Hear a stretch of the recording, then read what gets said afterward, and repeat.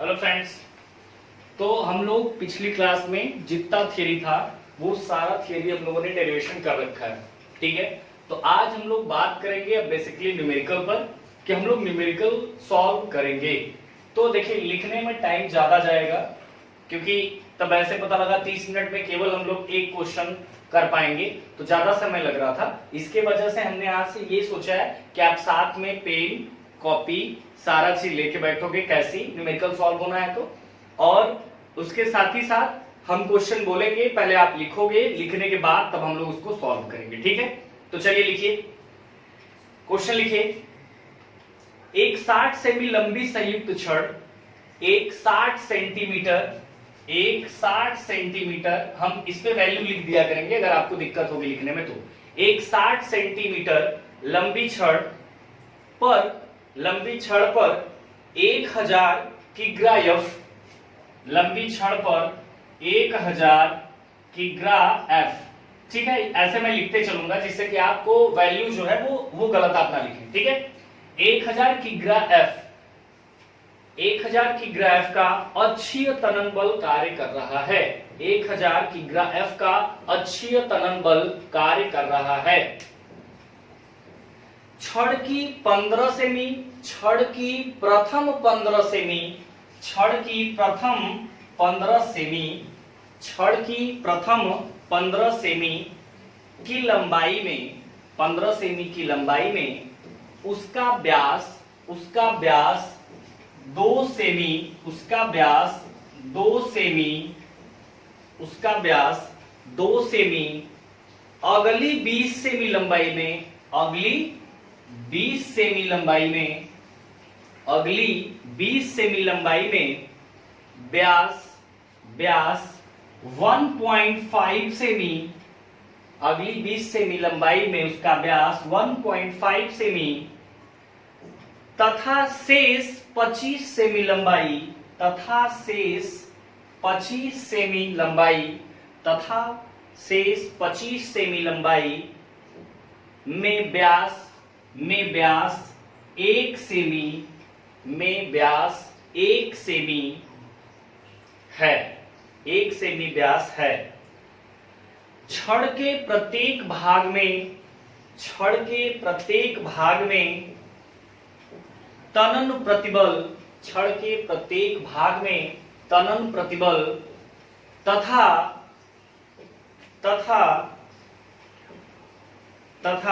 कुल परिवर्तन, तथा कुल परिवर्तन ज्ञात कीजिए, तथा कुल परिवर्तन ज्ञात कीजिए, ठीक है। देखिए ऐसे करने का मतलब क्या है कि ऐसे हम लोग कम समय में ज्यादा क्वेश्चन को कर पाएंगे, नहीं तो बोर्ड पे लिखने में, कराने में, समझाने में ज्यादा टाइम जाएगा। इसलिए आप लोग लिखेंगे, लिखने पर यहाँ जो वैल्यू रहेगा, जैसे 60 मैंने बोला, 80 बोला, 500 बोला, मात्रक के साथ तो मैं यहाँ लिख दिया करूंगा क्वेश्चन बोलते समय, तो वो आप नोट भी कर लेंगे, ठीक है।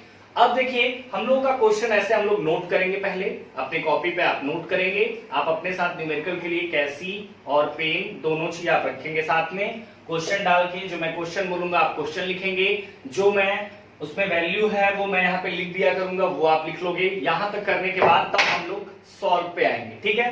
तो हम लोग सॉल्व अब यहां से करने जा रहे हैं, ठीक है। अब हम लोग सॉल्व करेंगे तो जो गिवन डाटा है, जो दिया हुआ मैटर हमारा है, सबसे पहले हम उसको लिखेंगे। ये हमारे न्यूमेरिकल का सॉल्व करने का तरीका होगा कि गिवन जो डाटा हमारा दिया हुआ है वो उसको हम पहले नोट करेंगे। तो चलिए ठीक है, नोट करते हैं। इस्पात की 60 सेंटीमीटर लंबी एक छड़ है। इस्पात एक मटेरियल का एक छड़ है जिसकी लंबाई कुल मिला के कितना दिया भाई, 60 सेंटीमीटर, ठीक है। उसके बाद क्या रहा है कि इस पर 1000 kgf का बल दिया है, एफ का मान दिया है 1000 kgf। अब देखिए kgf जो होता है किलोग्राम फोर्स, किलोग्राम जो बल होता है, यह इंजीनियरिंग मात्रक होता है। kgf जैसे सेंटीमीटर लंबाई का एक मात्रक हुआ, वैसे kgf जो हुआ यह इंजीनियरिंग का एक बल का मात्रक होता है, ठीक है। तो ये ध्यान देंगे kgf जो है ये बल का मात्रक है, कौन सा, इंजीनियरिंग मात्रक है। क्लियर हुआ। तो बल का मान दिया है 1000 kgf।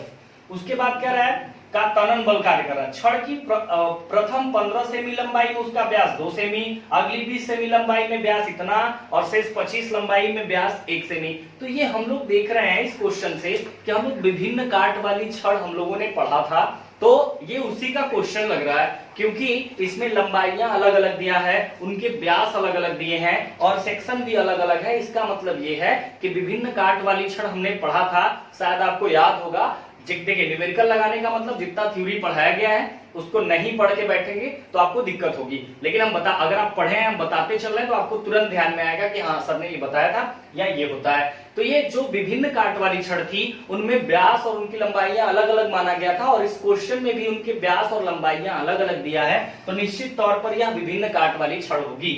इसका मतलब डायग्राम हम इसको बना लेते हैं साइड में। देखिए क्या है भाई, प्रथम कितना सेमी लंबाई है, 15 सेमी। तो चलिए ठीक है, ये 15 सेमी लंबाई है, इसमें इसका व्यास है 2 सेमी। इसका मतलब ये है कि हमारा एक सेक्शन है जो कि कितना लंबा है भाई, 15 सेमी है। ये 15 सेमी लंबाई है और इसका जो व्यास है वो कितना है भाई, 2 सेमी है। ठीक है, उसके बाद कह रहा है कि अगली जो लंबाई है 15 सेमी के बाद जो लंबाई है वो 20 सेमी है। अगली लंबाई कितनी है, 20 सेमी। तो 15 सेमी से ज्यादा होगा, लेकिन जो व्यास है वो कितना है भाई, 1.5 सेमी है। 1.5 सेमी का मतलब ये है कि लंबाई तो ज्यादा होगी लेकिन उसका व्यास क्या होगा, कम होगा। तो ये 1.5 सेमी। ठीक है, और इसकी लंबाई कितनी भाई, 20 सेमी। ठीक है, अगली कितना है लंबाई, 25 सेमी, और उसका व्यास है 1 सेंटीमीटर। तो ये 2 था तो ज्यादा है, 1.5 है तो कम है, इससे भी कम होगा, लेकिन लंबाई इसकी क्या होगी, थोड़ा ज्यादा होगी। ठीक है, और इसकी लंबाई कितना हुई भाई, 25 सेमी, और इसका व्यास कितना है, 1 सेमी। और किनारे पर क्या कह रहा है, 1000 किग्रा एफ का बल दिया गया है, तनाव बल। तो ठीक है, 1000 किग्रा एफ का इधर तनाव बल हो गया और 1000 किग्रा एफ का इधर तनाव बल हो गया। ठीक है, ये हमारा डायग्राम है। तो ये जो लंबाई है, तो यहां से हम कह सकते हैं कि L1 दिया है कितना भाई, 15 सेमी, और D1 पहले का व्यास कितना दिया है, तो D1 हो जाएगा 2 सेमी। दूसरे की लंबाई मतलब L2 का मान कितना है भाई, 20 सेमी, और उसका व्यास मतलब D2, उस सेक्शन का व्यास कितना है, 1.5 सेमी। उसके बाद तीसरी लेंथ कितना है, L3 इक्वल टू 25 सेमी, और इसका डाया कितना है, D3 1 सेमी। और क्या दिया हुआ है भाई, इसके अलावा अब इसमें पढ़ लेते हैं कि और क्या दिया है। 60 सेमी लंबी छड़ थी, उस पे 1000 किग्रा एफ का बल दिया है। छड़ की प्रथम 15 सेमी लंबाई, L1 15 सेमी, छड़ में उसका व्यास 2 सेमी, मतलब उसका डाया D1 2 सेमी। अगली लंबाई मतलब L2 20 सेमी, उसका व्यास कितना, 1.5 सेमी। अगली लंबाई 25 सेमी L3, और उसका व्यास 1 सेमी। ठीक है, छड़ के प्रत्येक भाग में तनन प्रतिबल तथा कुल परिवर्तन ज्ञात कीजिए, और E का मान दिया हुआ है, E का मान दिया हुआ है 2 into 10 to the power 6 kgf per semi का स्क्वायर। ठीक है, ये चीज दिया हुआ है। उसके बाद इसमें पूछ क्या रहा है, इसमें पूछ रहा है कि कुल प्रत्येक भाग में प्रतिबल बताइए। कितने भाग है भाई, ये पहला भाग है, ये दूसरा भाग है, ये तीसरा भाग है। ठीक है, ये पहला भाग, दूसरा भाग, तीसरा भाग, कुल कितने भाग है, 3 भाग हैं। तो 3 भाग। अब ये देखिए डायग्राम से आपको देखने से लग रहा है कि विभिन्न काट वाली छड़ है, बिल्कुल है।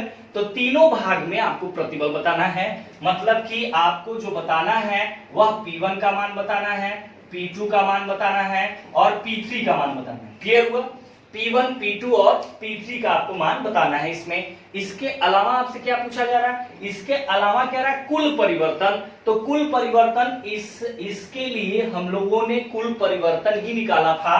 थियरी में आप देखेंगे तो डेल्टा एल का मान हम लोगों ने निकाला था।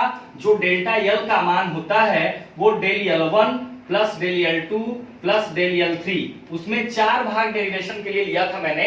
तो उसमें कहा था कुल अलग अलग परिवर्तन का जो योग होगा वह कुल परिवर्तन के बराबर होगा। तो ये पहला भाग है, तो इसमें परिवर्तन डेल L1, परिवर्तन को डेल्टा एल से लिखते हैं। पहला भाग है तो डेल L1, दूसरा भाग है तो डेल L2 और तीसरा भाग है तो डेल L3। कुल परिवर्तन डेल्टा एल तीनों का योग होगा। क्लियर हुआ। और इसके लिए हम लोगों ने फार्मूला निकाला था, इसके लिए हम लोगों ने फार्मूला भी निकाला था, लेकिन अगर आपको फार्मूला नहीं याद है तब भी आप सॉल्व कर सकते हैं। इसके लिए हम लोगों ने कुल परिवर्तन का फार्मूला क्या निकाला था भाई, F अपान ई।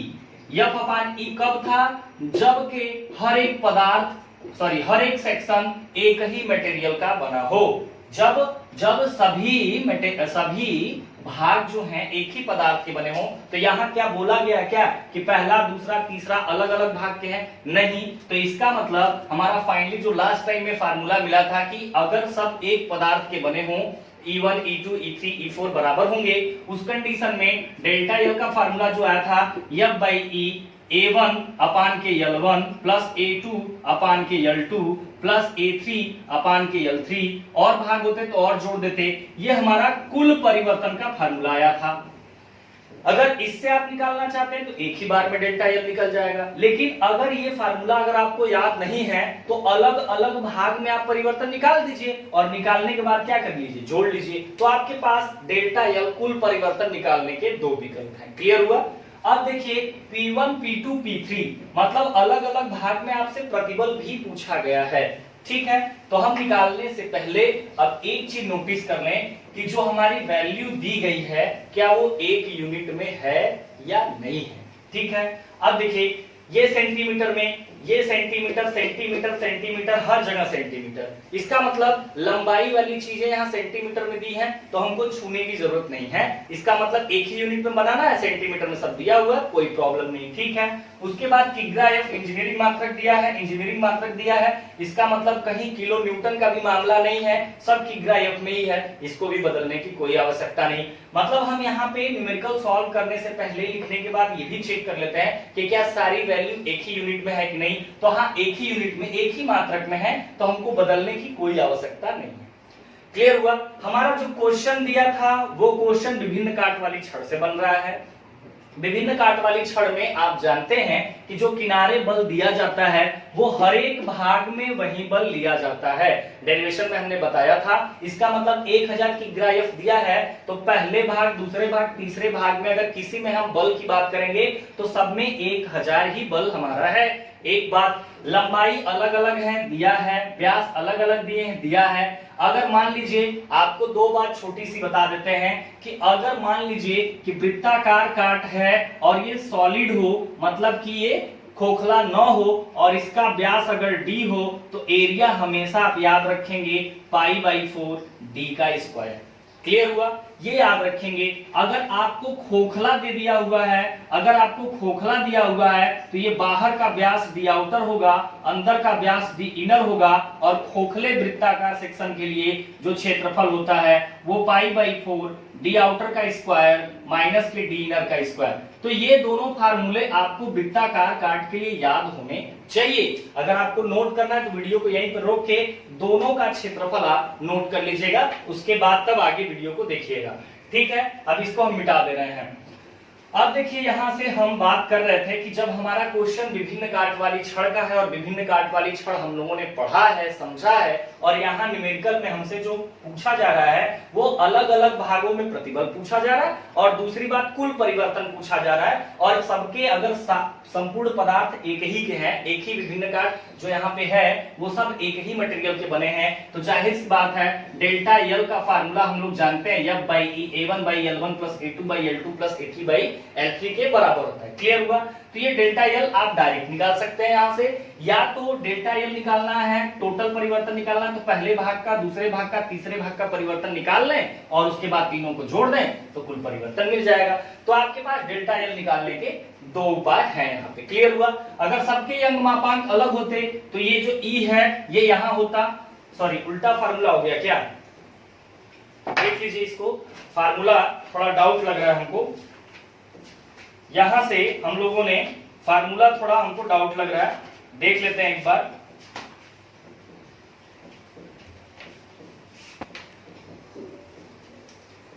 ये फार्मूला ही उल्टा हो गया, देख लीजिए। ये है हमारा, हम लोग का जो आया था L1/A1 आया था, उल्टा हो गया L2/A2 और L3/A3।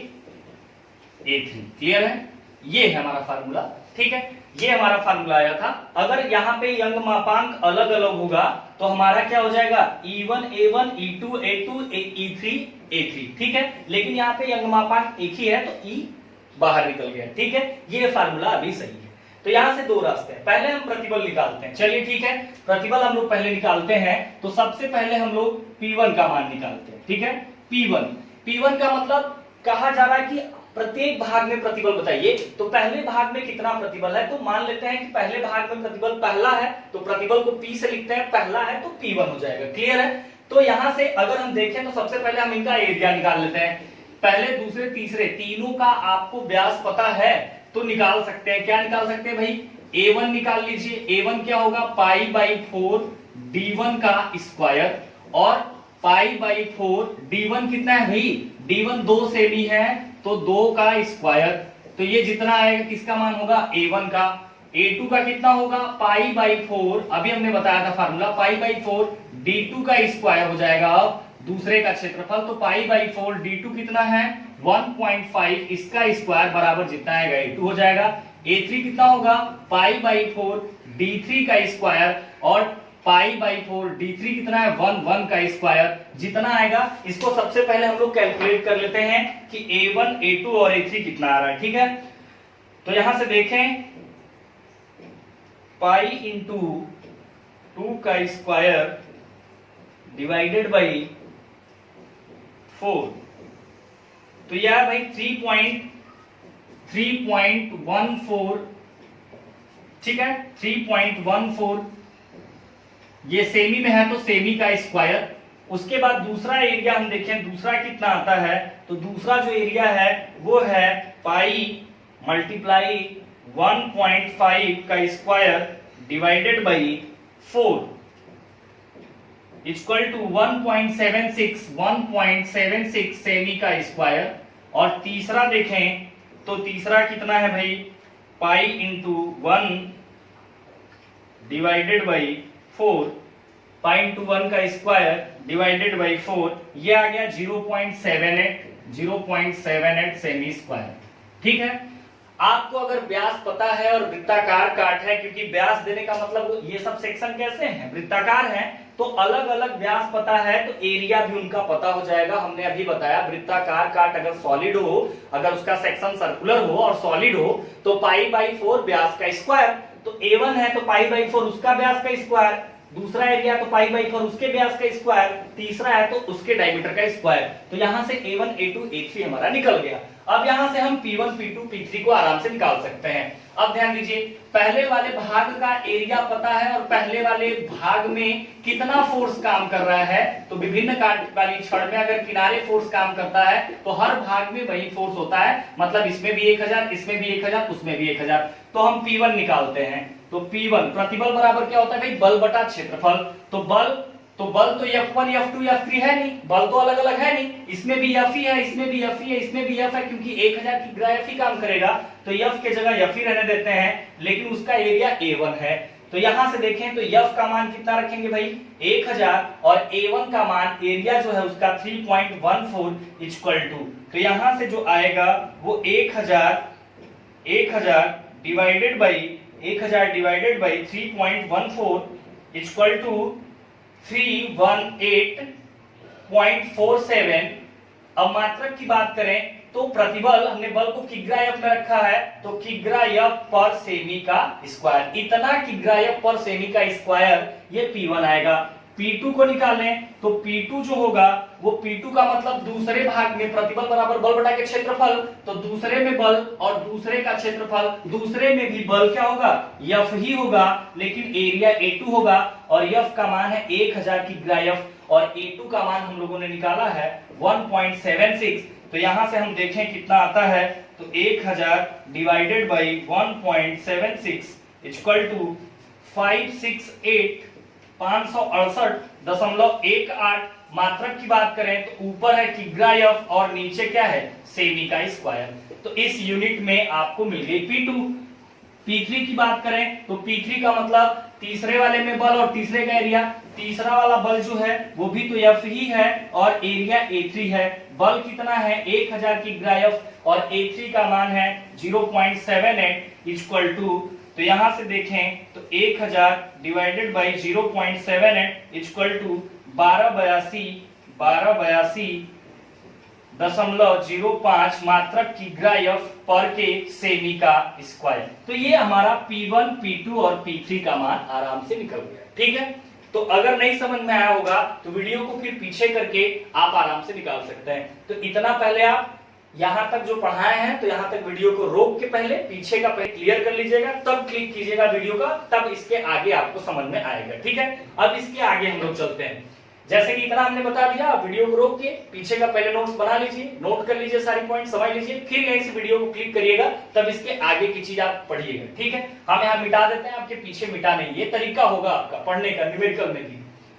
अब देखिए, अब ये हम लोग का प्रतिबल निकल गया। ठीक है, पीछे ये सब पड़ा हुआ है, पीछे वीडियो जब करेंगे तो सब लिखा नजर आएगा। ठीक है, अब हम लोग निकालने चल रहे हैं कि डेल्टा यल कितना होगा। तो अगर हम लोग डायरेक्ट फार्मूले से निकालना चाहते हैं तो यहां पर रख दीजिए delta L equal to F का मान कितना है भाई 1000 की ग्राफ पर सेमी स्क्वायर, और ई का मान है 2 × 10⁶, और L1 कितना है 15 सेमी, और A1 कितना है, A1 है हमारा 3.14 मान रख दीजिए, प्लस L2 कितना है 20, और A2 कितना है 1.76, प्लस L3 कितना है 25 बटा के A3 कितना है 0.78। ठीक है, ये आप सॉल्व करेंगे तो आपको डेल्टा यल का मान आएगा, सारे मान सेमी में रखे हैं तो डेल्टा यल का भी मान सेमी में मिल जाएगा। ये डायरेक्ट फार्मूले से था। ठीक है, अब अगर मान लीजिए आपको फार्मूला बाय द वे याद नहीं आया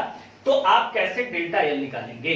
तो कुल परिवर्तन जो होगा, कुल परिवर्तन जो पूछा गया है अलग अलग परिवर्तन के योग के ही बराबर होता है, हमने थ्योरी में भी बताया था। तो हम डेल्टा L1 का मान निकाल लें, डेल्टा L2 का मान निकाल लें और डेल्टा L3 का मान निकाल लें, और तीनों को जोड़ के हम टोटल परिवर्तन बता सकते हैं। हमारे पास दूसरा विकल्प यही है। तो यहां से देखें तो आप जानते हैं कि कैपिटल E बराबर P स्मॉल ई होता है, नॉर्मल फार्मूला यही होता है। अब यहां से देखें तो capital E equal to P को हम तोड़ सकते हैं F बाई A में, और E को तोड़ सकते हैं डेल्टा L बाई L में। तो L कहां चला जाएगा ऊपर, अगर यहां से डेल्टा L इधर भेजें तो डेल्टा L इधर जाएगा, तो F गुणे L अपान के A E आएगा। अब डेल L1 अगर निकालना है पहले भाग में परिवर्तन, तो ये बल है, पहले भाग में बल F के जगह F ही होगा, लेकिन पहले भाग की लंबाई क्या होगी L1 होगी, और पहले भाग का क्षेत्रफल है तो A1 होगा, और पहले भाग का यंग मापांक और अंतिम भाग का सब तो एक ही है। इसका मतलब डेल्टा L बराबर F बार E, F L1 अपान के E A1 होगा। और आपको यहां से F का भी मान 1000 मालूम है, L1 का मान क्या है भाई, L1 का मान है आपका 15 सेमी, E का मान 2 × 10⁻6 है, A1 का मान निकाले हैं 3.14 रख देंगे तो डेल्टा L1 मिल जाएगा। ठीक है, डेल L2 क्या होगा, इसी टर्म में लिखें तो F L2 अपान के E A2, और डेल्टा L3 लिखें तो F L3 अपान के E A3। तो यहां से अगर हम टोटल डेल्टा L निकाल रहे हैं तो तीनों को जोड़ दीजिए, जो सॉल्व करने पर आए बराबर इनका मान रखने के बाद जो है, इनका मान रखने के बाद जो है, और इनका मान रखने के बाद जो है, ये तीनों को जोड़ दीजिए तो वो किसका मान हो जाएगा, डेल्टा L का मान हो जाएगा। ठीक है, यहां से अब कुछ लोगों के दिमाग में होगा कि सर प्रतिबल तो पता है हमको, तो आप यहां से ये भी बना सकते थे F by A1। F by A1 क्या है भाई, F बाई A1 बराबर P1 ही तो है। तो यहां से हम चाहते तो डेल्टा L1 का मान हम ये कह सकते थे, यहां से देखिए E बराबर P बाई E है। ठीक है, तो यहां से E बराबर P को हम ना तोड़ें क्योंकि P का मान तो हमें पता ही है, E को तोड़ देते हैं, डेल्टा L बटा L कहां चला जाएगा ऊपर, या डेल्टा L बराबर यहां जाएगा तो PL अपान के E। अगर डेल L1 करते हैं तो P1 L1 बाई E, और डेल L2 लिखें तो P2 L2 बाई E, और डेल L3 लिखें तो P3 L3 बाई E। तो आपको P1 P2 P3 का मान मालूम ही है, L1 L2 L3 का मान मालूम ही है, E का मान मालूम ही है, और तीनों को लास्ट टाइम में जोड़ दें तो डेल्टा L निकल जाएगा। मतलब कहने का ये है कि पहला न्यूमेरिकल है, हम आपको हर फंडामेंटल बता देते हैं कि अगर ऐसे भी लगा सकते हैं, ऐसे भी लगा सकते हैं, कैसे लगा सकते हैं, ये सारा बहुत सारे विकल्प हैं इसमें सॉल्व करने के। ठीक है, तो इसको आप सॉल्व कर लीजिए। इसके बाद हम लोग नेक्स्ट क्वेश्चन पे चलते हैं, इसको नोट करिए। ठीक है भाई, तो अब हम लोग नेक्स्ट क्वेश्चन पे चलते हैं। एक क्वेश्चन हम लोगों ने किया, दूसरा क्वेश्चन अब लिखिए। इस्पात की 20 सेमी व्यास, सॉरी इस्पात की 20 mm व्यास, इस्पात का कोई मटेरियल है जिसका व्यास कितना है भाई 20 mm है। तो लिखिएगा इस्पात की 20 mm व्यास तथा 200 mm लंबी तथा 200 mm लंबी 200 mm लंबी छड़ पर 2500 केजी का 2500 केजी का अक्षीय तनन बल से, ये KGF है, 2500 KGF के अक्षीय तनन बल से उसकी लंबाई में 0.078, उसकी लंबाई में 0.078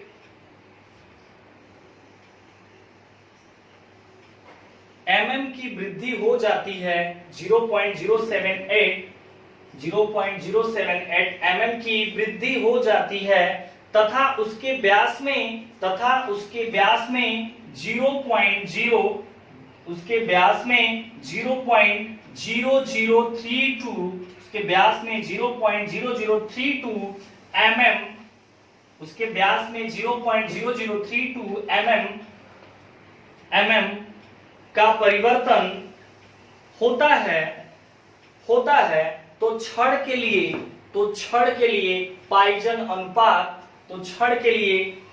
अनुपात तथा यंग मापांक का मान ज्ञात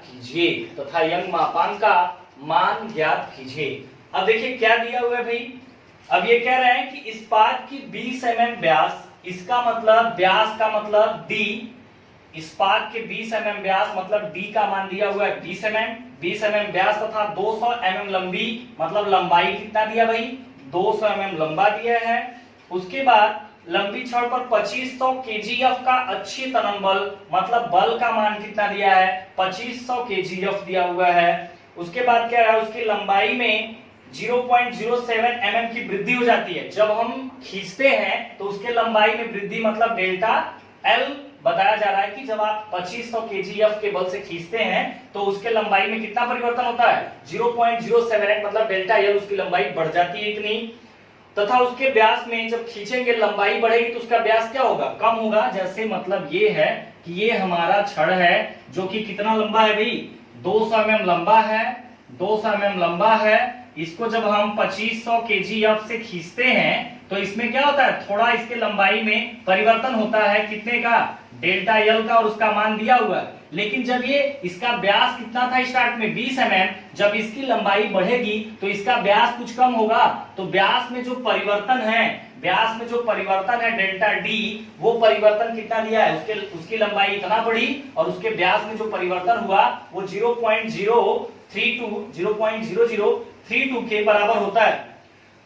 ठीक है, छड़ के लिए पाइजन अनुपात किससे लिखते हैं, या म्यू से लिखते हैं या 1/m से लिखते हैं। म्यू का मान पूछा जा रहा है, पाइजन अनुपात का मान पूछा जा रहा है, और यंग मापांक मतलब E का मान पूछा जा रहा है। इसका मतलब ये है कि हमको पाइजन अनुपात और E का मान पूछा जा रहा है। पाइजन अनुपात आपको बताया गया था, पढ़ाया गया था, यही पाइजन अनुपात का मैटर था। L लंबाई थी, शुरुआत में व्यास उसका कैपिटल D था, जब यह बल लगाकर खींचते थे तो उसकी थोड़ी लंबाई परिवर्तित होती थी और उसके व्यास में भी कमी होती थी। जितना इसकी लंबाई बढ़ाते जाएंगे उसका व्यास उतना ही क्या होगा, घट के उसके लंबाई में ही कन्वर्ट होता जाएगा। क्लियर है, तो इसका मतलब यहां से हमको पाइजन अनुपात मतलब 1/m या फिर म्यू ज्ञात करना है और कैपिटल E पता करना है। तो जाहिर सी बात है कि कैपिटल E अगर आपको निकालना है तो E बराबर P/E होता है। अगर हमको प्रतिबल पता हो, विकृति पता हो, तो जाहिर सी बात है कि हम कैपिटल E का मान निकाल सकते हैं, यंग मापांक का मान। अब देखिए P, प्रतिबल आपको पता है, नहीं पता है, तो इसका मतलब E बराबर, प्रतिबल बराबर क्या होता है, बल बटा के क्षेत्रफल, और विकृति क्या होती है, डेल्टा L बटा के L चला जाएगा ऊपर। अब F, L, A और डेल्टा L का अगर मान पता हो तो हम कैपिटल E का मान निकाल सकते हैं। अब F का मान तो दिया है 2500 KGF। अब इसमें देखिए बात है, ये हमारा mm में, इसमें यूनिट भी बदलने की जरूरत नहीं है, क्योंकि सारे मान किसमें है, एमएम में है, और किग्रा एफ मतलब इंजीनियरिंग मात्रक है, इसको एक ही यूनिट में है, कोई ज्यादा दिक्कत है नहीं। और हमको ई निकालना है, तो ई बराबर पी बाई स्मॉल ई होता है। कैपिटल स्मॉल पी का मान हमको मालूम है नहीं कि प्रतिबल कितना है, सवाल में दिया नहीं है। ई का भी मान हमको मालूम नहीं है, तो प्रतिबल को तोड़ा बल बटा के क्षेत्रफल में, विकृति को तोड़ा उसके लंबाई में हुआ परिवर्तन बटा के प्रारंभिक लंबाई, तो ऊपर चला जाएगा तो यल हो जाएगा। क्लियर है? तो यहां से ई बराबर एफ का मान कितना है भाई, 2500 केजी है, केजीएफ है, इंटू लंबाई, लंबाई कितना एमएम है, 200 है, इसका मान हमने रख दिया। एरिया, एरिया हमको डायरेक्ट नहीं दिया है, लेकिन अगर आपको डी पता है तो एरिया कितना होगा यही निकाल देते हैं। एरिया कितना होगा भाई, सर्कुलर सेक्शन है क्योंकि व्यास दिया हुआ है, और सॉलिड है तो पाई बाई 4 डी स्क्वायर, और पाई बाई 4 यहां से मिलेगा डी स्क्वायर, मतलब कितना है डी का मान, डी का मान है 20 mm, तो 20 का क्या हो जाएगा स्क्वायर, तो ए बराबर कितना मिलेगा। तो यहां से देख लेते हैं कि एरिया कितना मिल रहा है। आप भी हमारे साथ सॉल्व किया करिए, क्योंकि थोड़ी बहुत उसमें गलतियां हो सकती हैं, तो आप अपना सॉल्व किया करिए वैल्यू के लिए, ठीक है। वैसे हम कर रहे हैं, लेकिन कभी कभार हो सकता है, तो आप साथ में करते रहिएगा। हम कोई चीज कहते हैं कि इसको सॉल्व करिए, तो यहां से है हमारा पाई मल्टीप्लाई 20 का स्क्वायर डिवाइडेड बाई 4, ये हमारा आ गया 314.15 mm में है व्यास, तो यहाँ mm का स्क्वायर, तो एरिया का मान यहाँ रख दिया जाए 314.15 into delta L, delta L कितना दिया है 0.078। तो यहां से ई का मान हमारा होगा, यहां से सॉल्व करेंगे तो हमारा मान आएगा 2500 मल्टीप्लाई 200 डिवाइडेड बाई 314.15 मल्टीप्लाई 0.078, तो ये हमारा मान आएगा 20.45.08, ठीक है। या फिर इसको अगर हम देखें तो ये कितना लिख सकते हैं इसको भाई, ई बराबर इसको लिख सकते हैं, इधर करते हैं तो 204.05 गुणे 10 घाते 2 लिख सकते हैं। 204.05 अगर 2 दशमलव इधर लाते हैं तो 10 टू द पावर 2 हो जाएगा, तो इसका मल्टीप्लाई करेंगे तो फिर वही बात आएगी।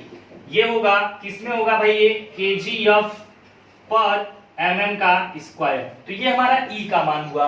अब म्यू की बात करें, पाइजन अनुपात की, तो पाइजन अनुपात होता है 1/m, या म्यू इक्वल टू पार्श्व विकृति बटा के अनुदैर्ध्य विकृति, यही होता है भाई, अनुदैर्ध्य विकृति यही होता है, ठीक है। तो यहां से म्यू बराबर पार्श्व विकृति जो होता है वो डेल डी बाई डी होता है, अनुदैर्ध्य विकृति डेल्टा एल बाई एल होता है। इसको ठीक करेंगे तो एल सबसे ऊपर और स्मॉल डी नीचे, तो डेल्टा डी मल्टीप्लाई के एल अपान के डेल्टा एल गुणे स्मॉल डी, ठीक है।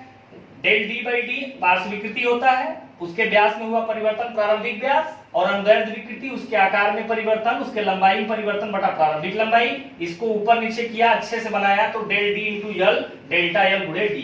तो यहां से म्यू का मान देखें तो डेल्टा डी का मान दिया है भाई, हाँ दिया है 0.0032 इंटू एल का मान कितना है भाई 200 है, बटा के नीचे क्या है डेल्टा एल का मान है कितना 0.078 इंटू डी का मान कितना है 20 mm है, 20 रखा, तो यहां से बराबर किया, तो ये हमारा आंसर मिल जाएगा। मतलब कि 0.0032 multiply 200 divided by 0.078 multiply 20 equal to 0.41